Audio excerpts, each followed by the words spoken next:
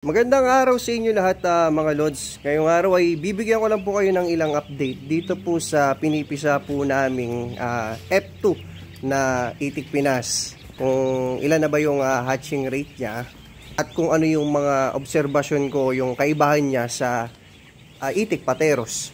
So ito po lods na pinipisa namin ay dalawang lamesa to. Ito pakikita ko po sa inyo yung isa. Yan, tuklapin ko lang ho ito. Ito po ay kumot. Yan. Ito din po yung isa. So, kada isang lamesa mga lods, ang sampa namin dyan ng itlog ay 1,200. So, dalawang lamesa yan, matik 2,400 yung sampa namin. Mga ganun, mahigit pa konti. So, kagabi, nahukbuhan na rin namin to mga lods. Sabihin, nahiwalay na namin yung mga namumutas saka sa hindi namumutas. At yung mga hukbo pa niya lods, so yung mga walang butas, nasa mahigit 400 piraso na lang ata yun. Ayun, pinasok po namin sa incubator. Pakikita ko po sa inyo. Ayan yan. Ito po mga lods. Ito yung mga mga hindi pa namumutas. O magkakasama na yun lods, hindi namumutas sa kahukbo. Yan, nasa 400 mahigit piraso. Konti lang naman yung order sa akin, nasa mga 800 heads lang na babae. First time ko lang lods magpapisa ng ganitong klase ng breed po ng itik. Palagi ko kasing ina-hatch po talaga mga lods ay puro itik Pateros. Pero ito ay F2 itik Pinas. Siyempre ito yung gusto ng client natin. Meron naman talaga makukuhanan ako na malapit sa akin na itlog. Ito na ipinisa ko. So try lang, no? Ito lods, itong mga itlog na to hindi to pagala. So ito lahat ay naka fully confinement yung mga itlog nito o yung mga itik dito na F1. So ito lods, lahat tong isang buong lamesa pati yon kabila, ano na rin yan, may butas na lahat yan.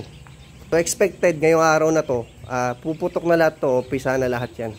So hindi ko pa sure mga lods kung mas lamang ba ang babae o barako dito. Bali, check pa rin namin, no? Si-sexing pa rin namin ito. Siguro mamayang gabi kapag lumabas na to lahat.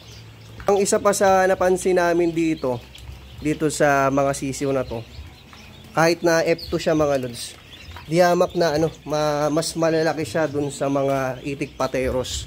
Malalaking sisiw, sabi ng tao namin. Ayun, basta malaki talaga siya. Malaki yung kanyang itsura. Ayun, kaysa dun sa mga Pateros na sisiw.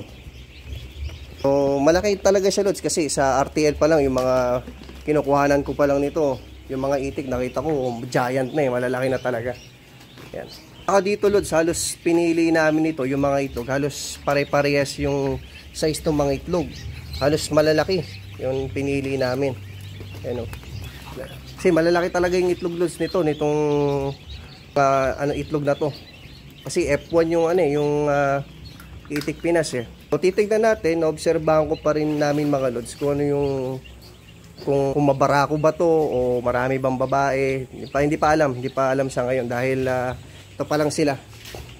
Ayan, pakita ko po sa inyo, yan pa lang sila mga lods. So mamayang gabi pilihan na yan ng kuya ko.